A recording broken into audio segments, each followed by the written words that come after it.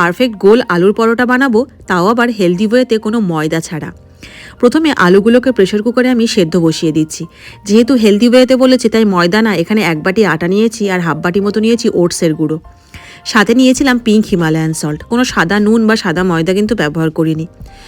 নুনটা ভালো করে আটার সাথে মিশিয়ে নিয়ে অল্প অল্প করে জল দিয়ে 7 থেকে 8 মিনিট মতো এটাকে কিন্তু আমাদেরকে ঠেসে ঠেসে মেখে নিতে হবে। এমন একটা ডো তৈরি হবে যেটা খুব নরমও হবে না, আবার খুব শক্তও হয়ে যাবে না। আটা মাখা হয়ে গেলে এটা ঢেকে আমি 10 মিনিটের জন্য রেখে দেবো রেস্টে। আলুটা সেদ্ধ হয়ে গেছিলো, আলুটা একটু হাতে জল লাগিয়ে গরম গরমই আমি ছাড়িয়ে নিচ্ছিলাম। বেশি সময় জলের মধ্যে রেখে দিলে এর মধ্যে একটা জল জল ভাব চলে আসে, তারপর যে ফিলিংটা আমরা রেডি করব সেটা ভালো হয় না। একটা স্পুনের সাহায্যে এটাকে ম্যাশ করছিলাম যাতে করে কোনো লাম্পস না থাকে।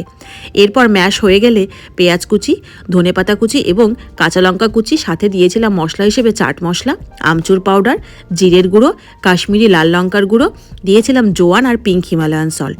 এখানে জোয়ানটা অপশনাল, আপনারা চাইলে এটাকে স্কিপও করে যেতে পারেন, তবে জোয়ানটা দিলে বেশ টেস্টটা ভালো হয়। এবার সমস্ত মশলা এবং সবজিগুলোর সাথে আলুটা ভালো করে মেখে সাইডে রেখে দেব। আটাটাও এখানে রেডি হয়ে গেছে আমাদের। এবার এর থেকে লেচি কাটার পালা। লেচিগুলো গোল গোল করে সম পরিমাণে কিন্তু আমাদেরকে কেটে নিতে হবে আটাটা থেকে। তারপর 2 হাতের তালুতে দিয়ে ভালো করে এটাকে একটা রাউন্ড শেপে আমরা এনে নেব। এবার হাতে তেল লাগিয়ে যে আলুর পুরটা রেডি করেছিলাম তার থেকে গোল গোল করে আমাদের ফিলিংটা রেডি করার পালা। এখানে সম পরিমাণে যতগুলো লেচি হয়েছে ঠিক ততগুলোই আমি আলুর পুরের গোল গোল মতো একটা করে ফিলিং রেডি করে নেব।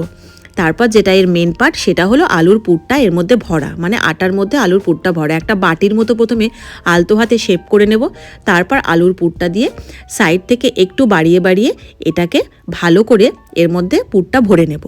নিয়ে মুখটা বন্ধ করে দিয়ে 2 হাতে আলতো করে গোল গোল করে রেখে দেব। এই যে এইরকম বাটির মতো একটা শেপ করতে হবে, তারপর ওর মধ্যে দিতে হবে সেই যে আলুর ফিলিংটা, মানে পরোটার ফিলিংটা। তারপর চারিদিক থেকে মুখটা সিল করে দিয়ে এটাকে আলতো হাতে আমাদেরকে গোল গোল করে রেখে দিতে হবে সব পরোটাগুলোর জন্য।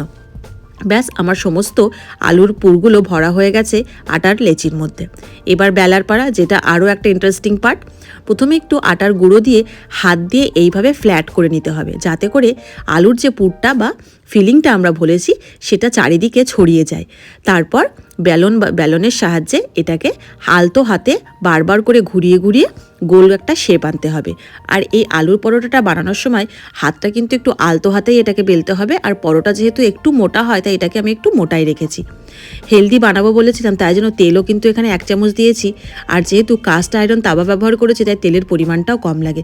এই যে এরকম করে আরও একটা দেখিয়ে দিলাম কেমন করে এটাকে ফ্ল্যাট করতে হবে আর কেমন করে এটাকে গোল বানাতে হবে। আলতো হাতে হাত দিয়ে ঘুরিয়ে ঘুরিয়ে এটাকে বানিয়ে নিতে হবে। যারা খুব ভালো রুটি বেলতে পারেন তাদের কাছে এটা কোনো ব্যাপারই না গোলটা করা। ব্যাস, 1 পিঠ ভাজা হয়ে গেলে উল্টে অন্য পিঠও ভেজে নেব আলুর পরোটাটার। এবার আরও একটা পরোটা তাওয়াতে দিয়েছি, কিন্তু কোনো তেল দিইনি। আগের যে তেলটা ছিল সেটাতেই এটা হালকা হালকা ভেজে নিচ্ছি। তারপর নামানোর আগে অল্প একটু তেল দিয়েছি। আপনারা চাইলে এখানে ঘি, বাটার যে কোনো কিছুতেই এটাকে ভাজতে পারেন। তারপর এই পরোটার মধ্যে আলুর ফিলিংটা কি সুন্দর চারিদিকে ছড়িয়ে গেছে সেটাই দেখাচ্ছিলাম। এবার এর সাথে খাওয়ার জন্য টক দই আর ওপর থেকে একটু চিলি ফ্লেক্স দিতে পারেন।